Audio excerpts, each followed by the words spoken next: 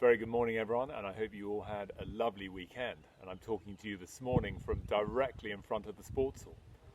Now, I'm sure many of you would have seen the appalling scenes in the United States after the shocking death of George Floyd at the hands of the police. And there have been widespread demonstrations, not only in the United States, but across the world. And we'll talk more about those demonstrations after the hymn. Morning has broken like the first morning. Blackbird has spoken like the first bird. Praise for the singing, praise for the morning, praise for them springing fresh from the world. Sweet the rain's sunlit from heaven, like the first dew on the first grass. Praise for the sweetness of the wet garden, sprung in completeness where his feet pass. Mine is the sunrise, mine is the morning, born of the one light, even so praise with elation, praise every morning, God's recreation of the new day.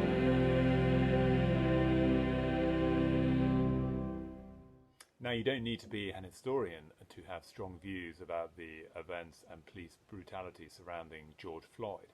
However, a knowledge of history and a good education is important for two reasons in understanding events. Firstly, education builds an understanding and tolerance of others and their views, and conversely, a lack of education breeds intolerance. Secondly, an education, particularly in history, helps to put events into context, and it helps us to understand the journey to the present day. For example, do you know much about the history of American slavery, and that 12.5 million Africans were transported across the Atlantic against their will from 1600 to 1900, and that roughly 1.8 million of those Africans died in the shocking conditions during the actual journey? Now, racial injustice and inequality has been smouldering beneath the surface of American society for generations, really ever since the abolition of slavery, and ever so often it bursts into flames. So slavery may have been abolished, but the inequality remains. Now, we're going to finish with a speech from Martin Luther King, which was given in Washington in 1963, at the very heart of the civil rights movement.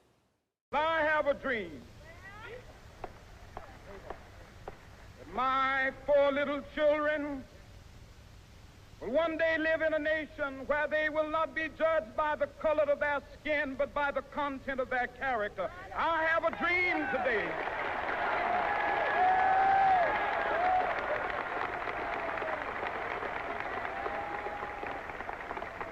With this faith, we will be able to work together, to pray together, to struggle together, to go to jail together, to stand up for freedom together, knowing that we will be free one day. Let freedom ring, and when this happens, when we allow freedom ring, when we let it ring from every village and every hamlet, from every state and every city, we will be able to speed up that day when all of God's children, black men and white men, Jews and Gentiles, Protestants and Catholics, will be able to join hands and sing in the words of the old Negro spiritual, free at last, free at last, Thank God Almighty, we are free at last.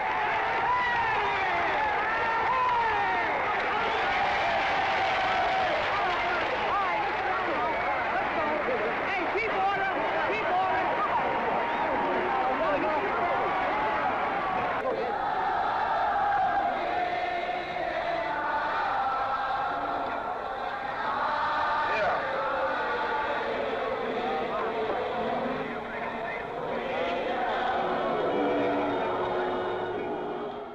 So pay very close attention to what's going on in the United States. It's incredibly important.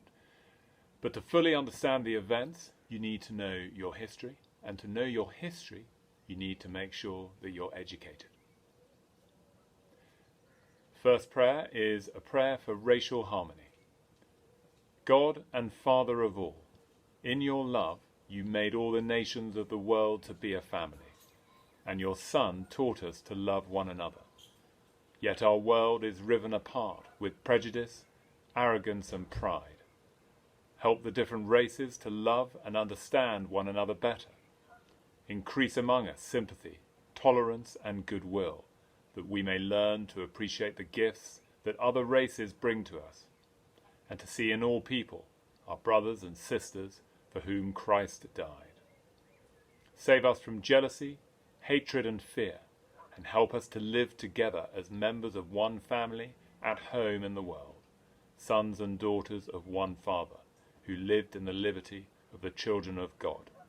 Through Jesus Christ our Lord. Amen. We say the Lord's Prayer together. Our Father, who art in heaven, hallowed be thy name. Thy kingdom come, thy will be done on earth as it is in heaven. Give us this day our daily bread, and forgive us our trespasses, as we forgive those who trespass against us. And lead us not into temptation, but deliver us from evil. For thine is the kingdom, the power and the glory, for ever and ever. Amen. Have a really good week, and I look forward to seeing you on Friday.